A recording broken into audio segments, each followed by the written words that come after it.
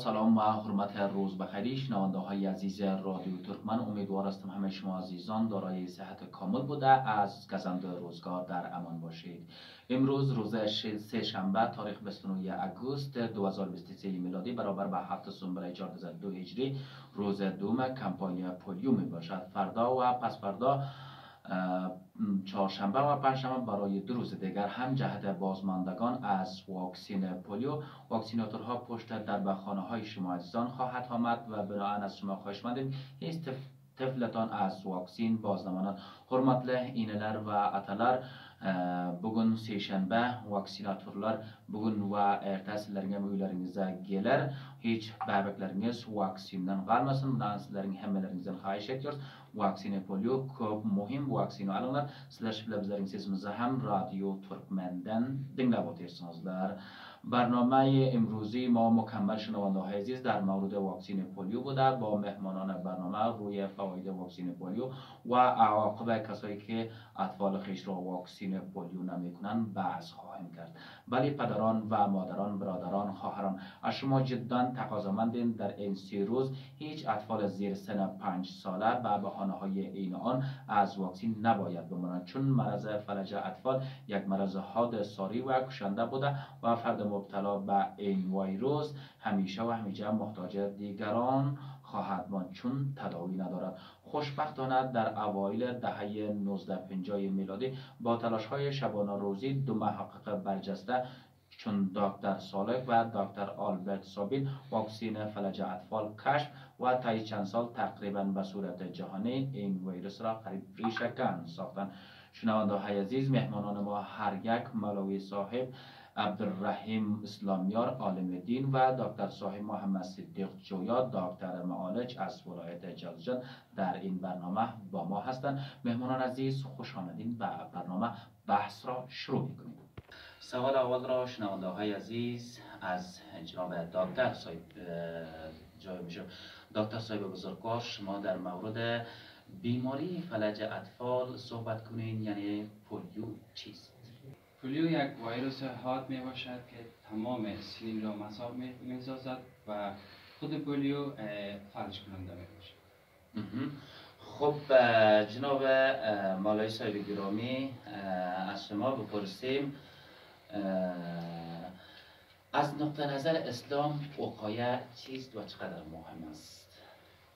تشکر از شما. سلام عرض ادب دارم کسانی که صدای مرا میشنوند. چون وقایه در حقیقتش حفظ و نگاه داشتن هست، چون وقایه قبل از مریضی علاجش وقایه هست، بنابراین ما کوشش کنیم قبل از مصاب شدن یا به فلج باید ما وقایت بهترین وقایش واکسین است. واکسین را در زمان معین که وقتی که تیم ها در خانه های ما در دروازه های ما بسیار لطف میکنن باید ما حتما یه واکسین بگیریم خوب وقایه شود. Aziz doğanlar ve aziz radyocular, sizlerin hemmelerinizden bizler xahiş ediyoruz. Bugün seyşembe vaksinatorlar sizin uylarınıza barar. 2 qatra vaksin bilen sizin bebeklerinizin, avladlarınızın hayatını bu dünyada falaca atfaldan ya polio merizdliğinden nicat verir.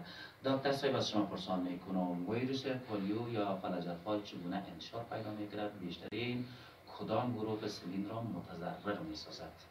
خود ویروس پولیو یعنی ویروس خیلی سبک می باشد، خیلی بزودی انتشار می کند و 2 شکل انتشار می کند. یعنی انتشار به شکل فمی و به شکل مقطعی می باشد، یعنی به شکل مواد غایطه.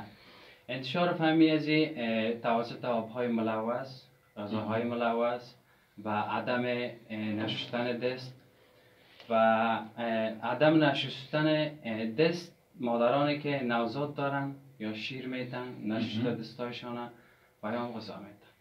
آها، خب شنونده های عزیز، باید یادآور شوم که امروز سه‌شنبه روز دوم کمپاین واکسین پولیو یا فلج اطفال هست. امروز حتما واکسیناتورها در به خانه شما میآید. شما اطفال خود را به بهانه خواب است یا مهمان است به هیچ وجه از واکسین نمانند، چون واکسین پولیو بسیار مهم است. مرض پولیو یک مرض حاد کشنده هست یا اطفال شما را فلج میکنه، دایم او محتاج کسی دیگر میشه. خب مولوی صاحب از شما پرسان میکنم، شما در مورد وقایع گفتین حال مسئولیت والدین و کل جامعه برای پیشگیری از فلج اطفال بر اساس آموزه های اسلامی چیست؟ چون والدین خودش مسئولیت داره. خداوند در قرآن میگه یا ایها الذین آمنوا قوا انفسکم و اهلیکم نارا، میگه کسان ایمان آوردید شما نگاه کنید نفس خود را و اهل فامیل خود را، چون این همه اهل فامیل مسئولیتش است. و دیگه امام غزالی رحمت الله علیه میگه الصبی امانت عند والدیه، کودکان یک امانت الهی در نزد پدر و مادر. بنان پدر و مادر کوشش کنن معلومات دینی داشته باشن و معلومات اسلامی داشته باشن، چون واکسن پولیو را حتما بگیرن. و کسانی که معلومات دینی هم ندارن، معلومات طبی هم ندارن، تنبلی میکنن یا در وقتش نمیگیرن یا باورمند نیست. ببینین واکسن به خاطر نگهداشت، حفاظت همه طفلهای زیر 5 سال چون راه اندازی شده، طرح شده، جور شده به خاطر همه. حالا ما عمیقا متوجه شویم. ما او روز یک فامیل را سراغ داریم 3 نفر فلج داره، 3 نفر کلان است، بسیار رنجاور دردآور است. در وقتاش انگامش همه استفاده واکسن میکرد، به این روز نمیرسد. پیش یک دکتری که اطباء بود از اون مشوره میگید به این حالت نمیرسد. چون ما علم ببینیم کتابات در 2 تقسیم میگن، علم الادیان، علم الابدان. علم ادیان تمام دین ها 70 چند علوم است یک طرف، علم ابدان علم بدن یک طرف است. در یک ترازو فله ترازو بیاندازم مردو برابر است علم بدن، چون ذرت انسان هست. انسان زیبا زندگی کنه، انسان صحتمند زندگی کنه، انسان سالم زندگی کنه. بنان ما انواع واکسن ها را، تنها واکسن پولیو نیست، همه واکسن ها را بگیریم. مال شما ببینید واکسن سرخکان یا فردن در گذشته چقدر مردم داغدار بود رویشان، حالا چند سال میشه واکسن پیریزی میشه، بعد بالا زرد میشه. پیرن ما کسانی که چیچک داشته باشه به اصطلاح ازبکی قوتور میگویم، اونا خیلی کم دیده میشه در جامعه، چون به خاطر که این همه زحمت و دکترها و اطباء بود و زحمت تطبیق واکسن ها بود. بیان ما تقاضای ما است هر کسی که باورمند نیست پیش یک عالم دین بره، باورمند نیست پیش یک دکتری که طبیب هست، در رازق است، ماهر است، از او بره. ما خود سرانه ندانسته نه تعلیمات دینی داشته باشیم نه تعلیمات طبی داشته باشیم، از پیش خود هیچ چیز رد نکنیم. کوشش کنیم یه برنامه برای وقایع خو برای حفظ سالم نگاه داشتن اطفال پیریزی شده حتما میره. درود شما در نظر به گفته دوست عزیز ما کوشش کنیم هر کس نگرفته باشه سراغش کنیم. و خداوند در قرآن می تعاون علی البر و تقوا، شما کمک همدردی کن باعث رستگاری و کامیاب شود. دیگه دوستایی که ما پیام براموناست اونا میدونن، آگاهی دارن، کسانی نمیدونن به اونا یک تبلیغ کننده شون، یک دعوتگر شون، اونا رو بیارن به خاطر آمادگی و به خاطر تطبیق یا به خاطر خطر چکانی 2 خطره کش کنن تا اطفال ما سالم در آینده، اطفال سالم در جامعه داشته باشیم. تشکر. خان دکتر صاحب از شما پرسان میکنیم آیا پولیو تداوی دارد و چگونه میتوانیم از این ویروس جلوگیری نماییم؟ تداوی ندارد ویروس پولیو، فقط میتونیم از آن وقایه کنیم و یا جلوگیری کنیم. ما 2 نوع واکسن داریم، واکسن زرقی IPV یا ایناکتیو پولیو واکسن می باشد و بعد از او به شکل فمی یعنی اورال واکسن پولیو تهیه گردید و به خاطر جلوگیری از آن ما میتونیم از واکسن های فمی که زیادتر استفاده میشه در حال حاضر استفاده کنیم 2 قطره در روز. Aziz ineler, aziz atalar, aziz ağalar, sizlerden cidden xahiş ediyoruz. Bugün, ertə və bir gün vaksin ediyorlar. Hem yerde öylerinize varıyor fakat bebeklerimiz uğu ya bebeklerimiz keser ya bebeklerimiz mihman deyip vaksinden koymalar. Çünkü bu vaksin bebeklerinize umumen taze hayat veriyor, hayatını garanti ediyor ayında. Çünkü eğer vaksine polio olmasa Xuday naxasta familingizda bir shaxs ya bir odam falajat falak giriftar bo'lsa, umri o'tincha boshqa tek etmek kerak. Umri o'tincha uni og'asi, inisi, atasi berishib ko'tarib, olib borsa, ko'tarsa, faqat ol muhtoj boshqalar bo'ldilar. Xo'p, janob Mavloy sohib, shuma بپرسیم برای خانواده ها چی میگیم؟ یگان خانواده ها در اطراف هستن از نقطه نظر اسلام، اونا حتما آگاهی ندارن، میگن که ما واکسین نمیگیریم، واکسین در اسلام حرام است. برای فامیلا چی گفتنی داریم؟ گفتن ما در تمام فامیلا است می فوق کل ذی علم علیم، بالای هر دانشمند یک دانشمند دیگر است. چون اطبای ما، دکترای ما ایرا جور کردن، تحریزی کردن، اقلا 20 سال 25 سال کمش 18 سال درس خواندن. ما در حالتی که هیچ معلومات دینی هم نداشته باشیم، معلومات طبی هم نداشته باشیم، باورمند باشیم. کسانی که در رابطه دعوت ما همه است، کسانی که دوستایی که نمیفهمن دیگه همسایش، اقاربش، قریش میفهمن، کوشش کنه اونا را برسون تبلیغ کنه، اونا را برا بیاره تا اولادای ما همه کاملا واکسین بگیره.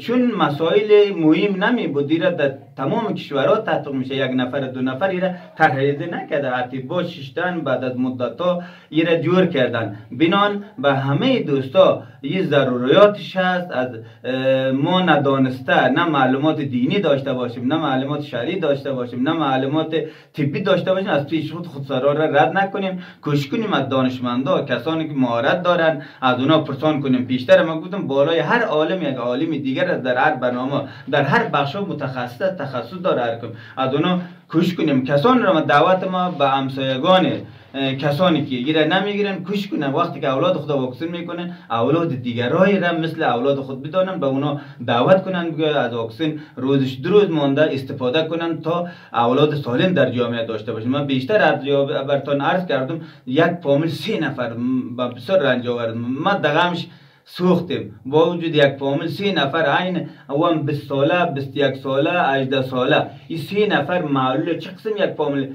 جگرخونی کرده میتونه، جگرخونی میشه، چه رقم ایرا محافظت کرده میتونه، چه رقم اینا را مشکلات روزمرهش رفع کرده میتونه. یک رنج و تکلیف است. بنان ما 2 روز 3 روز 1 سال یا در از تا 5 سال واکسین میشه، تا 5 سال ما کوشش کنیم تنبلی نکنیم، عمرها با مشکلات گرفتار نکنیم. خدا کوشش کنیم در مدتی که معین اطفال واکسین گرفته میشه تا زیر سن 5 سال کوشش کنیم ابدالابد در رنج تکلیف نباشیم.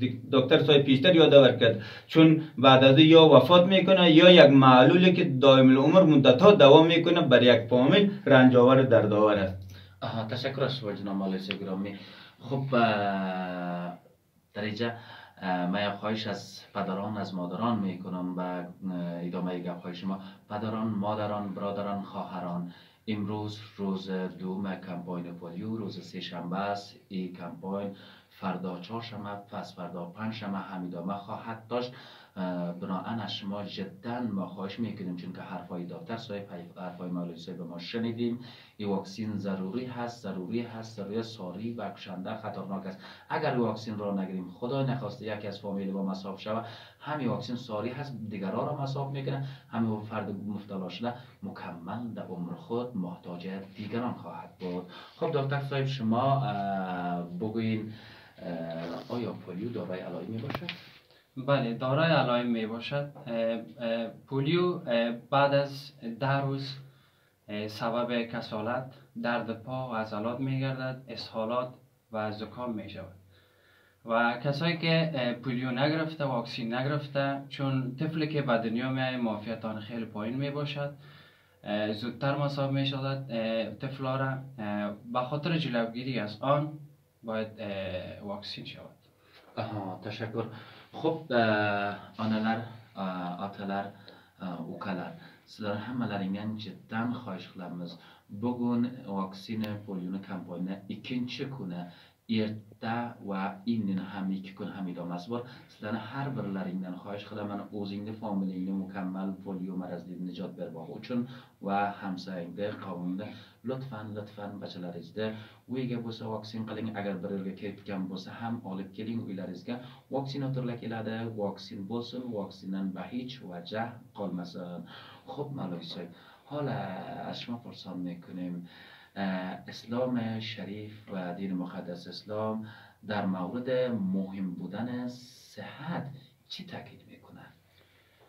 چون ببین خداوند تبارک و تعالی انسان را آفریده، طبعا انسان صحتمند سالم ضرورت داره و میخواهد، چون به خاطر همین چیزا که بر وجود بدن انسان نقص میکنه شریعت او را حرام گردانیده. فرضاً مشروبات الکلی را حرام گردانیده چون در انسان عقل زایل میکنه، نقص داره.